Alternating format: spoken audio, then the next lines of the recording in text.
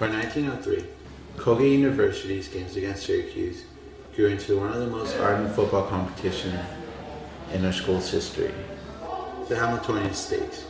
The Syracuse game was the objective of the whole season's work. From the first year of college, freshmen had been taught to accompany the team to Syracuse. It was a moral obligation. This competition brought the student body into a tightly knit community, where all the students contributed their time, energy, and efforts for a common goal: beat Syracuse. Despite class competition, the rivalry united all class years in support for their beloved football team. The student body manifested their support in a myriad of ways.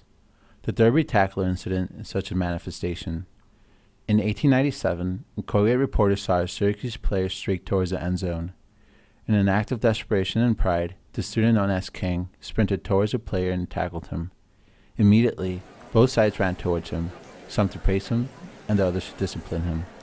If it hadn't been for King's intervention, Syracuse would have gone home with their first victory against the Maroon team. Ultimately, this incident severed the ties between the two schools for 5 years. Off the field, students on both campuses held parades and delivered passionate speeches day before the match. A quote from the Hamiltonian accurately sums up the emotions and festivities. Everything on campus centered on the upcoming game: roaring, roof-raising mass meetings, impassioned speeches, daily singing and cheering practices, marches downtown to entice villagers, and prep rallies complete with bonfires. Equally fervent activities were underway in Syracuse. After Mass, upperclassmen would deliver prophecies of victory, where they also recited chants for endless hours. But it was this devotion that won Colgate fans the All-American Cheering Section Award. Upperclassmen also led the parades, where to the dislike of the less passionate, they were forced to partake in the marching.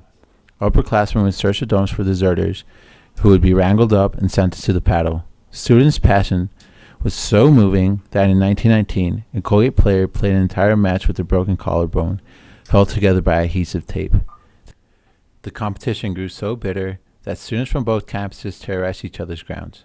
In one case, students from Syracuse flew a plane over Taylor Lake and dropped enough orange dye to paint the lake for days. Colgate students gladly reciprocated.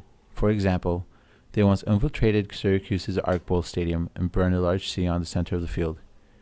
Days before the highly anticipated match, the entire campus seemed to be a military base. Freshmen would patrol the campus searching for rival students.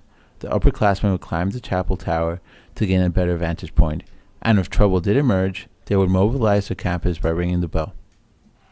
Despite the end of the rivalry in 1961, its legacy has survived.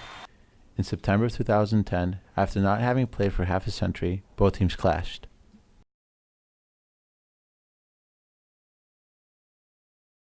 The Colgate-Syracuse rivalry is a very big deal, and when we learned that we were going to play them this past year, the school was so excited about it, and they wanted a lot of students to be there. So they organized a student fan bus, which would take students from Colgate campus all the way up to Syracuse to watch the game. It was very inspiring for us as a team, and it was really encouraging for us to see a section of our fans, friends and family, cheering for us at the game. For the meanwhile, I'll be anxiously waiting for our next encounter with our beloved nemesis. Goodbye, Colgate, and good night.